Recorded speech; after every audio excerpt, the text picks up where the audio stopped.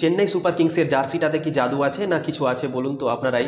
যেই ওই জার্সিটা পরে নিচ্ছে সেই শুধু ভালো পারফরমেন্স করছে। আজিঙ্কে রাহানে প্রথম বছর চেন্নাইকে চ্যাম্পিয়ন বানিয়েছিল, তার ভালো খেলার জন্যই চেন্নাই সুপার কিংস চ্যাম্পিয়ন হয়েছিল। কিন্তু এই বছর আর একটা প্লেয়ার নতুন এসেছে, রচিন রবীন্দ্র। দেবন কনবের জায়গাতে তিনি খেলছেন এবং মনে হচ্ছে নাকি সে প্রথম আইপিএল খেলছে। মনে হচ্ছে সে ব্র্যান্ডন ম্যাকলাম যেভাবে খেলতো না, তাবড়তোড় শুরুয়াত দিত, কিন্তু সেই রচিন রবীন্দ্র সেই তাবড়তোড় শুরুয়াত দিচ্ছে, চকে ছক্কে সব সময় মারছে। কি বলবো, ওই জার্সিটা যেই পরে নিচ্ছে Chennai Super Kings outstanding performance করছে। মুস্তাফিজুরকে দেখুন, মুস্তাফিজুর প্রথম ম্যাচে 4 উইকেট নিল, এই ম্যাচেও 2 উইকেট নিল, ভালো বোলিং করলো। আর মাথিসা পাথিরানা যে প্রথম ম্যাচ খেলছিল এই সিজনের, আগা বছর তো ভালো বল করেছিল, কিন্তু কয়েকদিন আগে বাংলাদেশের সঙ্গে সিরিজ হয়েছিল শ্রীলঙ্কার, সে বলই করতে পারছিল না, ওয়াইড দিচ্ছিল, 10-12টা বল করছিল ওভারে। কিন্তু এই চেন্নাই সুপার কিংস দাগআউটে এসে, টিমে এসে সে বল করছে, আউটস্ট্যান্ডিং বল করছে, তাকে কেউ 4 বা 6 মারতেই পারছে না। শুধু উমেশ যাদব একটা ছক্কা মেরেছে মাথিসা পাথিরানাকে, তাও ফের আবার বোলার হয়ে, হয়তো কোনো রকমে লেগে গিয়েছিল শটটা। তো কী বলবো, outstanding bowling. Chennai Super Kings নিজের মাঠে মনে হচ্ছে হারবেই না ম্যাচ, এইভাবে ম্যাচ জিতছে। প্রথম 6 ওভারই গুজরাট টাইটান্সকে ম্যাচ থেকে বাইরে করে দিয়েছিল চেন্নাই সুপার কিংস, 5 ওভারে 60 রান করে দিয়েছিল।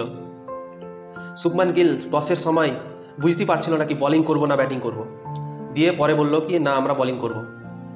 গুজরাট টাইটান্স এই ম্যাচটাতে মনে হচ্ছে আসেইনি, কোনো ফিল্ডিং ভালো হয়নি। ঋতুরাজের ক্যাচ প্রথম ওভারই মিস করেছে গুজরাট টাইটান্স। ফিল্ডিং ভালো হয়নি, বোলিং ভালো হয়নি, ব্যাটিংও ভালো হয়নি, কেউ রান করতে পারেনি এই ম্যাচে। শুধু সাই সুদর্শন কিছু রান করেছেন, তবে স্ট্রাইক রেট ভালো ছিল না সাই সুদর্শনের। এই ম্যাচে কেউ পারফরমেন্স করতে পারলো না গুজরাট টাইটান্স। 3 বছর চলছে গুজরাট টাইটান্সের ম্যাচ খেলা, 3 সিজন চলছে, এই সব থেকে বড় হার হয়েছে গুজরাট টাইটান্সের। 63 রানে ম্যাচ হেরেছেন। এর আগে যেগুলো ম্যাচ হেরেছিল সব 30 রানের নিচে ম্যাচ হেরেছিল, কিন্তু 63 রানে ম্যাচ হেরেছে গুজরাট টাইটান্স এই প্রথমবার। আর সিজনের সব থেকে বড় জিত পেয়ে গেল Chennai Super Kings. Chennai Super Kings table topper হয়ে গেছে, 1 নম্বরে চলে গেছে, রান রেটও ভালো করে নিয়েছে চেন্নাই সুপার কিংস।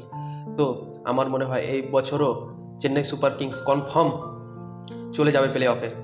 যেভাবে খেলছে, যেভাবে টিম পারফরমেন্স করছে চেন্নাই সুপার কিংসের, কি বলবো। শিবম দুবে কি করে খেলছে বলো তো, এসেই 2টো ছক্কা মেরে দিল।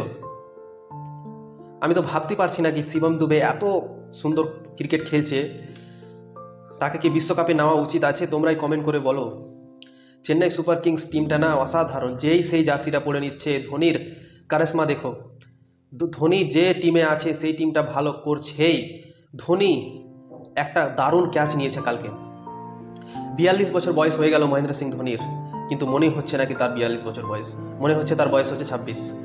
সেইভাবে ড্রাইভ দিয়ে ক্যাচ নিচ্ছে।